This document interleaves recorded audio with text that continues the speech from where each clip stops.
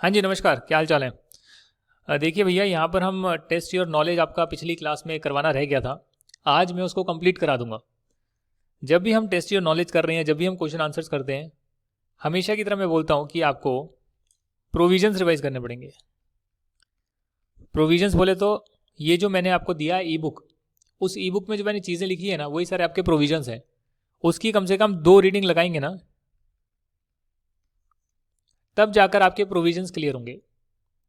अभी एक स्टूडेंट का मैसेज आया और कहा कि 5,40,000 किसी की टोटल इनकम है, तो पहले 2.5 लाख पर तो कुछ नहीं लगेगा, दूसरे 2.5 लाख पर जो है 12,500 का रिबेट मिल जाएगा। फिर क्या 40,000 रुपीज़ पर 20% की रेट लगानी है? मैंने कहा भाई ये क्या बोल रहे हो आप? अगर 5 लाख से ज़्यादा की टोटल इनकम है तो रिबेट मिलेगा ही नहीं। यही तो लिखवाया है, अगर टोटल इनकम 5 लाख तक है तब रिबेट मिलता है अप टू 12,500।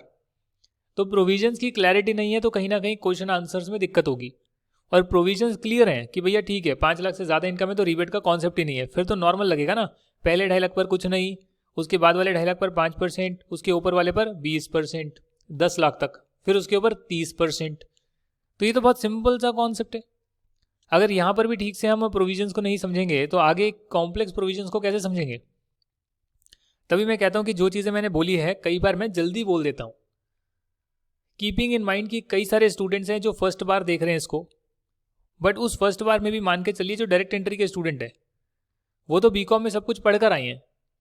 एक बार तो उन्होंने चीज़ें पढ़ी है एग्जाम क्लियर करने के लिए, वो सेकेंड टाइम पढ़ रहे हैं जो ये प्रोविजंस वगैरह आ रहे हैं। दूसरी, बहुत सारे स्टूडेंट ऐसे हैं जो पहली बार कहीं पर क्लासेस लेते हैं, क्लियर नहीं कर पाते या उनका पूरा नहीं हो पाता है, क्लासेस अटेंड नहीं हो पाती है, फिर दोबारा देखते हैं, दोबारा यहाँ पर आते हैं, क्योंकि भैया जब पढ़ाई नहीं करी ढंग से क्लासेस लेकर तो दोबारा लेनी पड़ेगी ना, तो वो यहाँ पर लेते हैं क्लासेस। तो एक तरह से उनके भी कुछ प्रोविजंस वगैरह है, कुछ कॉन्सेप्ट्स वगैरह पहले हो चुके होते हैं। तो सेकेंड टाइम जब वो यहाँ पर देखते हैं, जो यूट्यूब पर भी देखते हैं कई लोग कि भैया पहले कहीं पढ़ा था भूल चुके, अब दोबारा देख रहे हैं, तो जब वो लोग भी देखते हैं तो उन्हें भी बहुत धीरे धीरे चीज़ें नहीं चाहिए होती, उन्हें भी क्रिस्टल क्लियर और बिल्कुल सुपरफास्ट चाहिए होती है कि भैया फटाफट से सारी चीज़ें हो जाए, ज़्यादा टाइम ना लगे हमारा। तो उनके लिए भी लेक्चर्स बहुत बढ़िया हैं। और इसके अलावा जो इंटेलिजेंट स्टूडेंट हैं, इंटेलिजेंट स्टूडेंट के लिए डेफिनेटली मैं क्यों टाइम वेस्ट करूं, एक ही चीज़ को 10 बार समझाऊं क्यों? एक चीज़ को एक बार समझाया, काम हो गया, दोबारा समझना है, दोबारा वीडियो प्ले कर लिया, आपके पास तो ऑप्शन है। तो यानी कि मेरे कई लेक्चर्स जो हैं थोड़े से तेज हो जाते हैं। हालांकि मैंने इनकम टैक्स स्टार्ट बिल्कुल स्लो मोड में करा था, बट जैसे जैसे हम आगे बढ़ते हैं तो मैं मान के चलता हूँ कि जब मैं सेट ऑफ कैरी फॉरवर्ड बोलूँगा तो मैं बेसिक कॉन्सेप्ट में करवा चुका हूँ कि उसका मतलब क्या होता है, टीडीएस क्या होता है, मैं आपको 10 बार बता चुका हूँ, पीजीपी में बता चुका हूँ, मैं आपको इंट्रोडक्शन में करवा चुका हूँ, बहुत बार बता चुका हूँ क्या होता है। तो ये चीज़ें जो है आगे जब आएगी तो बहुत जल्दी जल्दी हम करेंगे। इसीलिए अगर आपको कहीं भी दिक्कत होती है तो आप उसको 2 बार देख सकते हैं वीडियोस को, इसीलिए 2 या 3 बार का जो है राइट दिया हुआ है। आप 3 बार तक भी देख सकते हैं, आप निश्चिंत रहें, घबराएं ना आप। 3 बार क्लिक करेंगे क्या होगा, आराम से क्लिक करिए, देखिए, पूरा अटेंड करिए, पढ़ाई करने के लिए आए हैं, इसमें व्यूज़ वगैरह मत देखिए, आप पढ़ाई देखिए। हाँ मुझे पढ़ाई करनी है, दोबारा लगाना है, दोबारा लगाओ, खुल के लगाओ और उसको पूरा अटेंड करो क्लास को। एक बार खुद से भी रिवाइज करो मटेरियल को, एक एक लाइन को समझने की कोशिश करो कि इसका क्या मतलब है, फिर देखो मैंने क्या बोला है। एक बार वीडियो लेक्चर देखा, चीज़ें समझ में आ गई, खुद से पढ़ लिया, हो सकता है कि कोई आपको लगे कि दोबारा लेक्चर देखना है, तो उसके पहले प्रोविजंस को पढ़ लिया, फिर लेक्चर लगा लिया, तो बारीकी से दोबारा से सुन लो, मार्क कर लो। एंड में तो आपके पास ई बुक रहेगी, चाहो तो उसके नोट्स बना लो या ई बुक रखो अपने पास, वो आपकी चॉइस है। बार बार रिवीजन जरूर करो क्वेश्चन आंसर्स करने से पहले, ये शॉर्ट में बोलना चाहता हूँ।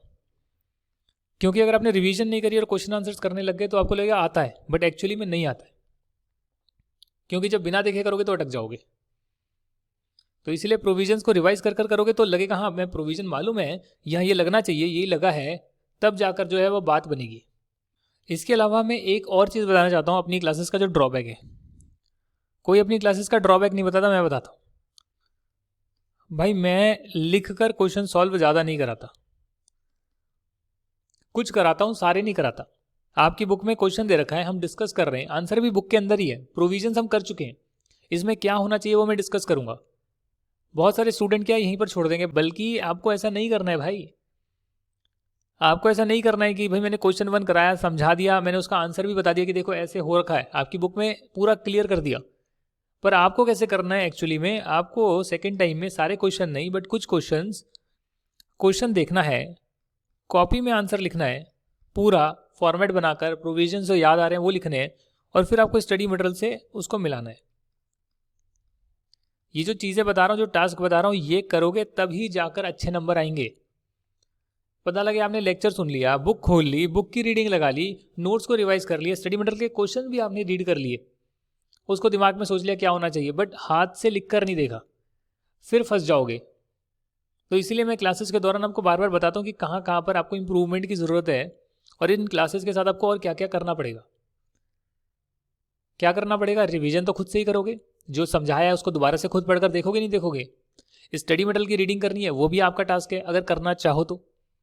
तीसरा, जो क्वेश्चन आंसर्स हम डिस्कस कर रहे हैं उसके बाद खुद से भी ट्राई करोगे, और खुद से जब ट्राई करोगे तो बहुत सारे क्वेश्चन आंसर्स को जो है लिख कर देखोगे, फॉर्मेट बनाकर देखोगे। फॉर्मेट कैसे बनाते हैं वो मैं आपको सिखा चुका हूँ। ऐसी टेबल बनाइएगा, अमाउंट लिखिएगा, पर्टिकुलर्स लिखिएगा, ऊपर हेडिंग डालिएगा किसका आप टैक्स कंप्यूट कर रहे हैं, किस चीज़ का कर रहे हैं, और ये पर्टिकुलर्स और अमाउंट हो जाएगी। और यहाँ पर जो है सॉल्व करके नीचे वर्किंग नोट बनाकर यहाँ पर जो है प्रोविजंस की एक्सप्लेनेशन लिख दीजिएगा जो आपको पता है। और नहीं पता है तो जब आंसर को दोबारा रीड करोगे तो पता लग जाएगा अच्छा इसमें कैसे लिखा हुआ है। और ये बार बार रीडिंग से, बार बार प्रैक्टिस से जो है चीज़ें याद होगी। Income tax GST is a theory subject, 50% याद होना चाहिए प्रोविजन, 50% प्रैक्टिकल, चीज़ें समझनी भी है, एप्लीकेशन भी करनी है। अब देखते हैं क्वेश्चन नंबर 1, ये भी 2 क्लासेस के अंदर होगा। Mister Venus engaged in manufacture of pesticides furnishes the following particulars relating to its manufacturing unit at Chennai for the year ending 31st March 2021। इनका कुछ ओपनिंग WDV है, इन्होंने कुछ नई मशीनरी ले ली है, इन्होंने और नई मशीनरी ले ली है, इन्होंने कंप्यूटर भी लिए हैं। सभी एसेट्स जो है अकाउंट पे चेक से परचेज करे हैं। एसेट्स को पुट टू यूज इमीडिएटली कर दिया गया है जिस दिन परचेज किया था। न्यू मशीनरी जो परचेज करी है और कंप्यूटर जो इंस्टॉल करें वो ऑफिस में इंस्टॉल करें हैं, ये दोनों चीज़ें, तो एडिशनल डेप्रिसिएशन नहीं मिलेगा। एडिशनल डेप्रिसिएशन फैक्ट्री में लगाते हो तो मिलता है, ऑफिस में लगाते हो तो नहीं मिलता है, ऑफिस इक्विपमेंट पर नहीं मिलता है। ईयर जो एंड हुआ है आपका, उसमें आपने पिछले साल कोई मशीनरी परचेज करी थी 10 लाख रुपीज़ की, और क्योंकि आपने वो परचेज करी थी, आप देख सकते हैं 31 अक्टूबर 2019, तो 31 अक्टूबर 2019 से 31 मार्च 2020 तक 180 डेज नहीं हुए होंगे। इसीलिए जो एडिशनल डेप्रिसिएशन लिया गया होगा उस टाइम वो 50% पर लिया होगा। मतलब 20% अगर होता है तो उसका 50% यानी कि 10% का एडिशनल डेप्रिसिएशन पिछली बार लिया होगा, 10% इस पर इस साल मिल जाएगा। उसके बाद बताया डेप्रिसिएशन रेट है 15%। आपको निकालना है डेप्रिसिएशन कितना अवेलेबल होगा। Very very simple. अगर मैं आपको शॉर्ट में बताऊं तो इस पर 15% होगा। ये जो परचेज करिए 1 सितंबर को, तो सितंबर, अक्टूबर, नवंबर, दिसंबर, जनवरी, फरवरी, मार्च, 7 महीने हो गए, है ना। तो 7 महीने मल्टीप्लाई बाय 30 करोगे, 180 दिन से ज़्यादा ही हो गए, 210 दिन से ज़्यादा हो गए। तो इस पर कितना होगा? 15%। 20% का एडिशनल डेप्रिसिएशन भी इसी पर मिलेगा। ये है, इस पर जो है 7.5% का मिलेगा। इस पे तो 40% होता है, कंप्यूटर्स पर तो 20% मिलेगा क्योंकि पुट टू यूज़ 180 डेज नहीं है। इसके अतिरिक्त इस पर जो है 10% का और एडिशनल डेप्रिसिएशन पिछली बार मिल गया था, बाकी का इस बार मिलेगा। तो ये मुझे जो है चीज़ें समझ में आ रही है। तो यहाँ पर देखिएगा 20 लाख रुपए का ओपनिंग, 10 लाख का नया खरीदा, 8 लाख का नया खरीदा, और 4 लाख तो आपका कंप्यूटर इक्विपमेंट एक अलग ब्लॉक है वो भी आपने खरीदा। अब डेप्रिसिएशन आप ले रहे हैं, कैसे ले रहे हैं यहाँ पर देखिएगा, 20 लाख पर 15%, तो 20 लाख पर मैंने 15% लगाया है, देखो यहाँ पे लिखा है मैंने। फिर 10 लाख पर 15%, 10 लाख पर भी लगाया है। इस 10 लाख पर 20% का एडिशनल डेप्रिसिएशन वो भी मैंने बोला था लेने के लिए। जो पिछली बार 10 लाख खरीदे थे उस पर 50% का डेप्रिसिएशन, मतलब जो भी डेप्रिसिएशन पूरा साल का बनता है एडिशनल डेप्रिसिएशन 20% से मल्टीप्लाई कर उसका 50% पिछली बार मिल गया था और उसका 50% इस बार मिल रहा है। यानी कि 10% का एडिशनल डेप्रिसिएशन पिछली बार ले लिया था और 10% का इस बार ले सकते हो, तो वो ले रहे हैं। इसके अतिरिक्त आपने जो एसेट खरीदे यहाँ पे 8 लाख के, इस पर मिलेगा 7.5% का डेप्रिसिएशन, और जो कंप्यूटर खरीदा उस पर मिलेगा 20% रेट पर डेप्रिसिएशन। वैसे 40% की रेट होती है। पुट टू यूज़ क्योंकि जो है यहाँ पर 180 डेज से कम है, इसलिए 20% की रेट होगी। ये चीज़ें मैंने सारी यहाँ लिख दी थी और उसको नीचे जो है प्रेजेंट कर दिया गया है। प्रेजेंट करने के बाद नोट्स में जो है प्रोविजंस का जिक्र भी किया है कि एडिशनल डेप्रिसिएशन कब कब मिलता है, उन प्रोविजंस को लिखा गया है। सेक्शन का भी रेफरेंस दिया हुआ है, तो आप ये कर आ सकते हैं। क्वेश्चन नंबर 2 देखेंगे। सर मैंने ये नहीं कराया जी, नहीं मैंने नहीं कराया, तो हमें नंबर कम मिलेंगे। देखिए अगर मान लेते हैं कि ये क्वेश्चन आता है आपका, ये क्वेश्चन आपका आ सकता है 5 नंबर तक का या 4 नंबर का आ सकता है। ये बिल्कुल बेसिक क्वेश्चन है, 4 या 5 नंबर का क्वेश्चन आता है। 5 नंबर का पहले पार्ट में आएगा और 4 नंबर का अगर दूसरे पार्ट में आता है, तो उस 4 नंबर के लिए आप क्या कर सकते हैं, आप ये अगर टेबल बनाकर कैलकुलेशन कर देते हैं तो 4 में से आपको 3 नंबर तो मिल ही जाएंगे। पर अगर ये नोट्स लिख कर आ जाते हैं तो 1 नंबर आपको अतिरिक्त मिलेगा। समझे आप? ये प्रोविजंस लिखने से 1 नंबर आपको एक्स्ट्रा मिलेगा। तो मैं ये प्रोविजंस क्यों नहीं करा रहा? मैं इसलिए नहीं करा रहा क्योंकि जो हमारी रेगुलर क्लास हुई थी उसमें हम ये सारी बातें ऑलरेडी डिस्कस कर चुके हैं। अब इसमें आपको क्या पूरा एग्जैक्टली एक्ट की भाषा लिखनी है? The answer is no. जो हमने अपने नोट्स में प्रोविजंस लिखे हैं उन्हीं को अपनी लैंग्वेज में लिख सकते हो, और सेक्शन का नंबर याद है तो लिख सकते हो, और सेक्शन का नंबर याद नहीं है तो मत डालिएगा, नंबर उसमें ज़्यादा नहीं कटते। मैं आपको बताकर चल रहा हूँ, अगर आप 100 नंबर का पेपर सॉल्व करेंगे और 100 नंबर के पेपर में मान लेते हैं कि करीब करीब 30 सेक्शंस का जिक्र है, अगर आप लिख रहे हैं पूरे पेपर में हर पार्ट को लिख रहे हैं तो 30 ऐसे सेक्शन है जो आपको लिखने थे। आपको उसमें से सिर्फ 10 सेक्शन पता थे और आपने 10 सेक्शन का रेफरेंस दिया, 100 नंबर का पेपर कर दिया। शायद ही मुश्किल से आपके 10 नंबर इंपैक्ट होंगे, मुश्किल से मैक्सिमम बता रहा हूं। जो 20 सेक्शन नहीं लिखे आपने, सिर्फ प्रोविजंस लिख कर आए, पर 10 सेक्शन आपने ऐसे लिखे जो बार बार रिपीट होते हैं और आपको याद थे, मैक्सिमम से मैक्सिमम 10 नंबर का इंपैक्ट होगा। यानी कि अगर आपने 100 में से मान लेते हैं 80 मार्क्स का सही किया और सेक्शन नंबर नहीं भी लिखे, प्रोविजन सारे लिखे, अच्छे से प्रेजेंट करा और इस 80 नंबर का बिल्कुल ठीक था, तो 70 नंबर आ जाएंगे मैक्सिमम, बता रहा हूं। उससे ज़्यादा भी आ सकते हैं। कब? जब 100 नंबर का अटेम्प्ट करा, 80 नंबर का ठीक करा, 30 सेक्शन का जिक्र था, उसमें 10 आपने लिख दिए जो आपको अच्छे से आते थे। इनकम टैक्स और जीएसटी का मिलाकर बता रहा हूं। दैट मीन्स कि section number are important but not so much important. इतना रिस्क लिया जा सकता है कि अगर नंबर नहीं याद हो रहे हैं तो 10, 20, 30 सेक्शन नंबर जितने भी याद होते हैं उतना कर लीजिए, इंपॉर्टेंट वाले जो बार बार रिपीट हो रहे हैं, जैसे depreciation, additional depreciation, scientific research बार बार रिपीट हो रहे हैं, उनको याद कर लीजिए। तो ऐसे क्या होगा कि हर चैप्टर में आप 5, 7 या जैसे पीजीपी थोड़ा बड़ा है तो उसमें 10, 15 सेक्शन नंबर याद कर लेंगे। जो थोड़े छोटे चैप्टर हैं उसमें 5, 6 सेक्शन नंबर याद रख लेंगे। तो हर चैप्टर के आपको 5, 6 सेक्शन याद होंगे इंपॉर्टेंट, और पीजीपी में थोड़े ज़्यादा हो जाएंगे, 10, 15 हो जाएंगे। तो ऑलमोस्ट आपका जो है लगभग सारे ही प्रोविजंस जो है करीब करीब 40-50 से आप कह सकते हो पूरे इनकम टैक्स में प्रोविजंस आपको याद होने लगेंगे। और ये भी ना हो तो कोई बात नहीं, इसका 50% भी प्रोविजंस याद है तो ओके हैं, बट फिर भी मेरा मानना है कि 40-50 सेक्शन नंबर याद हो सकते हैं पूरे इनकम टैक्स में जो आपका कोर्स है। क्वेश्चन नंबर 2, अभिमन्यु जो है वो इंगेज्ड है in the business of generation and distribution of electric power. उन्होंने डेप्रिसिएशन रिटन डाउन वैल्यू पर क्लेम करने का सोचा है, हालांकि इनके पास ऑप्शन था कि एसएलएम पर भी कर सकते थे। आपको जो है बताना है compute the depreciation allowable as per the provision of income tax act for assessment year 21-22 that is previous year 2021। Opening आ रहा है, नया प्लांट ले लिया, मशीन को इंपोर्ट करा। This machine has been used only in Colombo earlier and the assessee is the first user in India. India में पहली बार यूज हो रही है, तो इसको नई मशीन की तरह ही ट्रीट करेंगे। नया कंप्यूटर भी आपने इंस्टॉल करा है 15 जुलाई 2020 को, अकाउंट पे चेक से पेमेंट करी है। अब ये मैं दोबारा कराऊं क्या?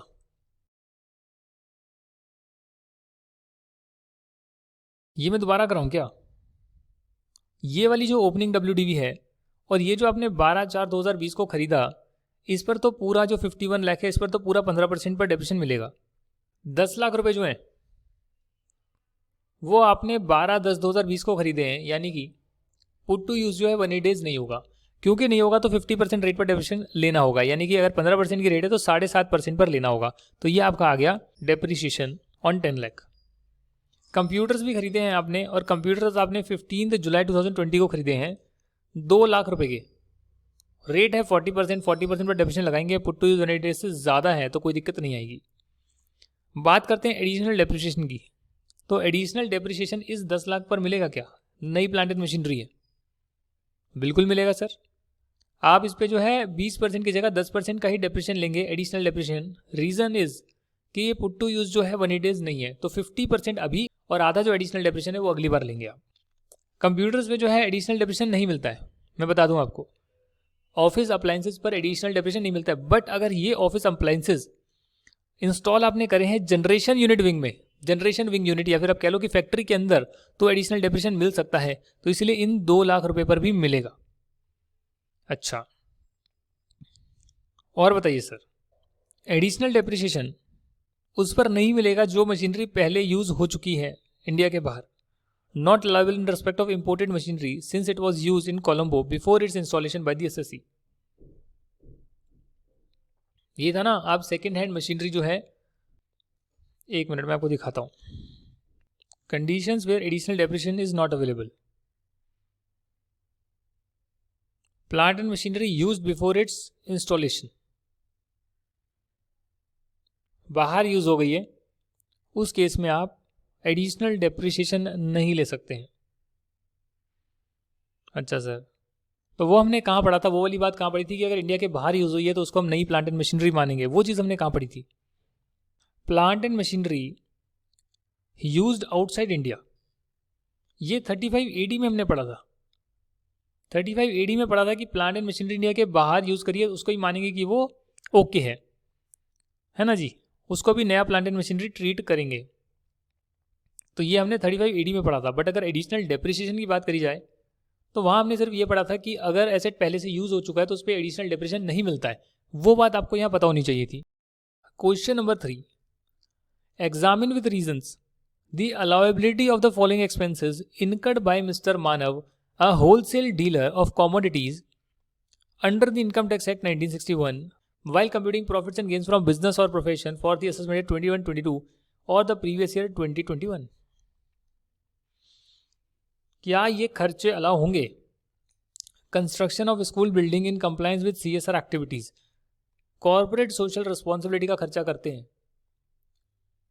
तो वो आप डेबिट नहीं कर सकते, वो डेबिट नहीं कर सकते। देखो यहाँ लिखा होगा shall not be allowed. Why? Section 37 में क्यों नहीं अलाउ होगा? क्योंकि ये CSR का खर्चा है और ये करना ज़रूरी है। Purchase of building for the purpose of specified business, कौन सा वाला? बहुत सारे मैंने आपको लिस्ट करवाई थी सेक्शन 35 AD में, कौन कौन से बिजनेसेस आपके जो है स्पेसिफाइड बिजनेस होते हैं। Setting up and operating a warehousing facility for storage of food grain amounting to 4,50,000 purchase कराए। 35 AD में 100% डेबिट कर लेंगे, कोई दिक्कत नहीं है अगर वो इस स्कीम के लिए ऑप्ट करते हैं तो। कंपल्शन नहीं है जी, कंपल्शन नहीं है। इंटरेस्ट ऑन लोन पे करा है आपने मिस्टर एक्स को 50,000 का, जिस पे टैक्स डिडक्ट नहीं करा है। पिछली बार की आपकी सेल्स थी 202 लाख। ये इसलिए बताया गया है क्योंकि इससे पता लगता है कि आपको ऑडिट कराना जरूरी है, और अगर आपका ऑडिट करवाना जरूरी है उस केस में अगर आप किसी को पेमेंट करते हैं तो आप पर TDS के प्रोविजंस भी लगते हैं। ऑडिट कराना जरूरी नहीं है, छोटे कारोबारी हैं, एक छोटा सा काम कराया है, उस केस में आपको TDS काटने की ज़रूरत नहीं है, वरना तो हर बंदा TDS काटते रह जाएगा जो पेमेंट कर रहा है। तो जिसको ऑडिट कराना जरूरी है वो TDS के प्रोविजंस को कंप्लाई करेगा सामने वाले के लिए, किसी को पेमेंट करने के टाइम पर। तो इन्होंने टैक्स नहीं दिया, क्या करेंगे? अगर आप टैक्स नहीं देंगे तो आप 30% का खर्चा डेबिट नहीं कर सकते। अब ये आप चीज़ें कैसे लिखेंगे? इसको लिखने का तरीका क्या होगा? देखिए, ये मुश्किल से 2 नंबर का होगा। अगर आप सिर्फ लिख देंगे कि भैया 30% डिसअलाउ होएगा तो 1 नंबर मिलेगा। आप ये लिख सकते हैं जब आप TDS के प्रोविजन पढ़ेंगे कि सेक्शन 194A में जो है इंटरेस्ट पर TDS की बात करी गई है, क्योंकि इन्हें ऑडिट कराना जरूरी है तो उस केस में इन पर TDS के प्रोविजंस लगेंगे, और ये एक इंडिविजुअल भी है। हमारा जो सेक्शन है सेक्शन 40 क्लॉज है, सब क्लॉज आई है, वो कहता है कि आप अगर किसी रेजिडेंट को पेमेंट कर रहे हैं तो आपको TDS काटना पड़ेगा। उसके हिसाब से जो भी TDS बनता है इन्होंने नहीं काटा, इसके लिए 30% डिसअलाउ होएगा। तो 30% कितना बनता है? 30% बनता है 50,000 का 15,000, तो ये डिसअलाउ होएगा, बाकी का 35,000 फिर भी अलाउड रहेगा। अच्छा, और लास्ट है कॉमोडिटी ट्रांजेक्शन टैक्स आपने पे करा है ऑन सेल ऑफ बुलियन। देखिए, आपका अगर कोई धंधा है, आपका कोई धंधा है खरीदने बेचने का, तब तो आप पीएनएल में डेबिट कर सकते हैं, commodity transaction tax, security transaction tax. पर अगर आप कैपिटल गेन निकाल रहे हैं और आपका धंधा नहीं है तो ये चीज़ें माइनस करना अलाउ नहीं है। अब करेंगे क्वेश्चन नंबर 4। आगे बढ़ रहा हूँ मैं, पुरानी जो चीज़ें हैं वो हो चुकी है, उसको आप दोबारा से अब खुद से भी रीड करिएगा। कोई भी क्वेश्चन के आंसर को लिखने का तरीका यही होता है कि प्रोविजन का रेफरेंस डाला जाए, उसको समझाया जाए और फिर अपना आंसर लिखा जाए। सिंपल सा तरीका है। प्रोविजंस अलग से कर चुके हैं तो बार बार सेम चीज़ को हर क्वेश्चन में लिखने की ज़रूरत यहाँ पर नहीं है। पेपर में लिखने की ज़रूरत है, यहाँ पर सेम बात को बार बार दोहराने की ज़रूरत नहीं है। फिर भी मैंने आपको यहाँ पर कर बताया। Question number 4, examine with reasons from the following for the following सब डिविजन्स। क्या ये ट्रू है फॉल्स है? एक डीलर है शेयर्स का, सिक्योरिटीज़ का, एसटीटी उसने पे करा है, क्या वो बिजनेस एक्सपेंडिचर ले सकता है? क्यों नहीं मिलेगा इसको यार? अगर किसी ने करा है, अपना खर्चा करा है बिजनेस का, तो उसको यहाँ डेबिट करना अलाउड है ना। कैपिटल गेन में नहीं है, पीजीबी में है। तो ये स्टेटमेंट क्या है? True. Where a person follows mercantile system of accounting, expenditure of 25,000 has been allowed on accrual basis and in later year in respect of the said expenditure assessee makes the payment of 25,000 through a check crossed as and company। Account पे ही नहीं है, सिर्फ and company लिखा है। 25,000 can be the profit and gains under section 40A clause 3A in the year of payment. Yes, true. क्यों? वही देखिए, 10,000 से ऊपर का खर्चा पीएनएल में डेबिट करना अलाउड है, पर अगर आपने अकाउंट पे चेक से करा है, अकाउंट पे डिमांड ड्राफ्ट से करा है, इलेक्ट्रॉनिक क्लियरिंग सिस्टम से करा है, Bhim, UPI, credit card, debit card से करा है, नेट बैंकिंग से करा है, उनसे करा है, तो इसने क्या किया, एसएससी ने जो है मर्केंटाइल सिस्टम फॉलो कर रहा था, तो इसने तो कहा कि 25,000 रुपये का खर्चा हुआ है, डेबिट कर लेता हूँ, पेमेंट तो बाद में होगी ना। पेमेंट करी नेक्स्ट ईयर, डेबिट करा पहले साल, अलाउ कर दिया। अब जब पेमेंट करी तो वो तो गलत हो गया। 10,000 से ऊपर का खर्चा, 10,000 से ऊपर की पेमेंट हो गई और अदर देन अकाउंट पे चेक हो गया। एंड कंपनी लिख दिया था, यानी किसी भी एंड कंपनी के अकाउंट में आप एंडोर्स कर सकते हो, जिस बंदे का नाम लिखा है उसी में डालना जरूरी नहीं होगा। तो यहाँ पर जो है पहले जो अलाउ कर दिया था, अब उसको इनकम मानना पड़ेगा और अब उसे हम क्रेडिट करेंगे। It is mandatory to provide for depreciation under section 32। जी हाँ, ट्रू है, आपको सेक्शन 32 का डेप्रिसिएशन जो है लेना जरूरी है, इसमें कोई चॉइस नहीं है। क्वेश्चन 4 है, मेडिकल क्लेम प्रीमियम पे करा गया है by mister Lomesh for his employees. Employees के लिए मेडिकल प्रीमियम पे कर सकते हो, लाइफ इंश्योरेंस प्रीमियम पे नहीं कर सकते। हाँ, बट जो आपके की मैनेजरियल पर्सोनल है, KMPs, उनके लिए लाइफ इंश्योरेंस भी पे कर सकते हो। Section 35AA, amortisation of expenditure incurred under eligible voluntary retirement scheme at the time of retirement alone can be done. No, 5 सालों में आप डेबिट करते हैं धीरे धीरे, जो वॉलंटरी रिटायरमेंट का पैसा आप देने का सोचते हैं, कमिट करते हैं, तो इसीलिए फॉल्स हो जाएगा। 5 इक्वल इंस्टॉलमेंट में करा जाता है। और आखिरी है, an existing एसेसी engage in trading activities can claim additional depreciation under section 32। अरे जी नहीं, ट्रेडिंग नहीं, मैन्युफैक्चरिंग होना जरूरी है, लिखा होगा यहाँ पे। ये देखिए, मैन्युफैक्चरिंग में है, प्रोडक्शन में है, या फिर पावर जनरेशन में है, पावर डिस्ट्रीब्यूशन में है, वही लोग एडिशनल डेप्रिसिएशन क्लेम कर सकते हैं। और उन प्लांट एंड मशीनरी के लिए कर सकते हैं जो उन्होंने फैक्ट्री में लगाए हैं, और वो नए भी होने चाहिए। इतनी सारी चीज़ें लगी हुई है। क्वेश्चन नंबर 5 करते हैं, उसके बाद संन्यास लेते हैं, मतलब कि नेक्स्ट वीडियो में बाकी की डिस्कशन करेंगे।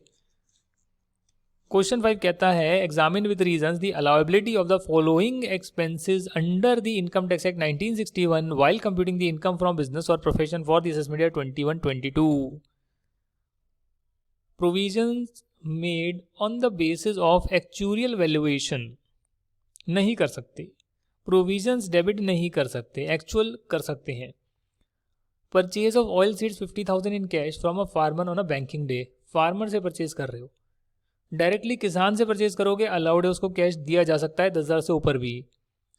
टैक्स है नॉन मॉनेटरी परक्यूसिट पर, एम्प्लॉय का टैक्स आपने दे दिया, एम्प्लॉय के लिए वो टैक्सेबल नहीं होएगा, बट उसका जो आपने इनकम टैक्स का पोर्शन भी दे दिया है वो आप डेबिट नहीं कर सकते हैं।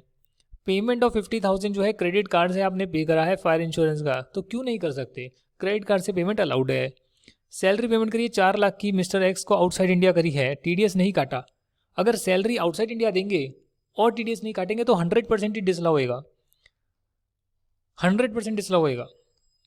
इंडिया के बाहर पेमेंट करोगे या तो नॉन रेजिडेंट को पेमेंट कर रहे हो या इंडिया के बाहर सैलरी की पेमेंट कर रहे हो, नहीं करते हो, टीडीएस नहीं काटते हो, 100% डिसअलाउड। जब करोगे तब 100% अलाउड है। तो ये नहीं है कि आपने खर्चा कर दिया अब तो डेबिट नहीं कर सकते, नुकसान हो गया, बाद में टीडीएस दे देना, अलाउ होएगा। सामने वाला बाद में शो कर देगा, अपने इनकम टैक्स उसमें दे देगा, तो भी आप अलाउ कर सकते हो। गवर्नमेंट को टैक्स से मतलब है। 30,000 रुपये कैश में पे करा है ट्रांसपोर्टर को 35,000 तक कैश में दे सकते हैं, तो ये भी अलाउ होएगा। तो पहले का है क्रॉस, फिर सही, फिर सही, फिर सही, ऐसा कुछ है क्या? पहला है गलत, ठीक है, फिर है सही, फार्मर को दे रहे हो अलाउेबल, फिर है गलत, तो गलत सही गलत, ठीक है, गलत सही गलत, फिर क्या है, फायर इंश्योरेंस का दे सकते हो, बिल्कुल दिया है, ठीक है, फिर 100% डिसअलाउ होएगा, वो भी मैंने आपको बताया था, यहाँ पर 100% ये डिसअलाउ है, तो क्रॉस ही मारना चाहिए था मुझे यहाँ पर। और आखिरी जो है वो अलाउड होगा, ट्रांसपोर्टर को 35,000 तक दे सकते हैं। प्रोविजन का रेफरेंस दोगे अच्छी बात है, नहीं दोगे कोई बात नहीं है, प्रोविजन को लिख कर आ जाओगे कि ट्रांसपोर्टर को 35,000 तक कैश में दे सकते हैं। अदर देन अकाउंट पे चेक, अकाउंट पे demand draft, electronic clearing mode के अलावा भी दे सकते हैं। तो ये चीज़ें आप लिख कर आ सकते हैं। क्वेश्चन नंबर 6 है, 7 है, 8 है, 9 है, 10 भी है क्या? 10 भी है। और हमने कितना कर लिया? हमने तो 5 करा है, तो हमें 6 भी करना पड़ेगा, हमें 6th भी करना पड़ेगा, क्योंकि उसके बाद ही फिर हम नेक्स्ट क्लास कर सकते हैं, वो थोड़ी सी बड़ी होगी। आज का जो है लास्ट क्वेश्चन करने वाले हैं, एग्जामिन विद रीजंस। क्या ये ट्रू है फॉल्स है? Payment made in respect of business expenditure incurred on February 16th, 25,000 रुपये through a cheque duly crossed is hit by provisions of section 48(3). बिल्कुल सही है, बिल्कुल सही है। आपने अकाउंट पे चेक से नहीं दिया तो बिल्कुल ठीक है ना। ये प्रोविजन क्या बोलता है? 10,000 से ऊपर की पेमेंट अकाउंट पे चेक से देनी है, इलेक्ट्रॉनिक क्लियरिंग मोड से देनी है, अकाउंट पे डिमांड ड्राफ्ट से देनी है, Bhim UPI net banking credit card debit card से देनी है। आपने नहीं किया तो प्रोविजंस लग जाएंगे ना, लग जाएंगे जी। It is the condition precedent to write off in the books of accounts the amount due from debtor to claim deduction for bad debt. हाँ, ये सही है। अगर आपका एक्चुअली में बैड डेट हो गया, डेटर से पैसा आना ही नहीं है, तो उस अमाउंट को आप बुक्स में राइट ऑफ करेंगे, फिर आप उसे जो है पीएनएल में, अपने इनकम टैक्स के पीएनएल में डेबिट मान सकते हैं। तो वो आपको राइट ऑफ करना पड़ेगा। राइट ऑफ का मतलब डेटर को कम करना पड़ेगा, पीएनएल में डेबिट करना पड़ेगा, आपकी जो अकाउंटिंग होती है, तब जो है आप इनकम टैक्स में भी उसको डेबिट कर सकते हैं। Failure to deduct tax at source in accordance with the provisions of chapter, इसको कैसे पढ़ेंगे? ये 10 है और ये 7 है, तो 17 भी हो गया। ये आपकी 10th क्लास होती है और ये 7th क्लास होती है, तो ये 17 है। 17 भी inter alia from the amounts payable to a non resident as a rent royalty will result in disallowance while computing the business income where the non-resident payee has not paid the tax due on such income। मतलब failure to deduct tax at source in accordance with provisions from the amount payable to a non-resident will result in disallowance while computing the business income where the non-resident payee has not paid the tax due on such income। जी हाँ, बिल्कुल सही है। आपने तो tax को deduct नहीं करा और जो नॉन रेजिडेंट पेई है, जिसको आप पेमेंट कर रहे हैं, उसने भी टैक्स को पे नहीं करा, तो डेफिनेटली आपको अलाउ नहीं होएगा। तो ये भी ट्रू हो गया, ये भी ट्रू हो गया। देखो यहाँ पे लिखा हुआ है ट्रू, 100% डिसअलाउ होएगा। क्वेश्चन नंबर 7 से जो है हम बाद में पढ़ना स्टार्ट करेंगे और नेक्स्ट क्लास में आपका ये पूरा पीजीपी का चैप्टर हम कंप्लीट कर लेंगे। आज की क्लास में काफ़ी सारे प्रोविजन डिस्कस करें और जो भी मेरे क्वेश्चन आंसर्स के वीडियोज़ होते हैं उसमें आपको पहले ही सारी चीज़ें रिवाइज कर कर आना है। आगे हम एग्रीकल्चरल इनकम करेंगे, इनकम फ्रॉम अदर सोर्सेज करेंगे, सेट ऑफ कैरी फॉरवर्ड करेंगे, सैलरी चैप्टर करेंगे। जब क्वेश्चन आंसर शुरू होंगे तो पहले आप एक बार दोबारा से सारे प्रोविजंस को पढ़ेंगे और फिर आप जो है हमारी क्लासेस में आएंगे।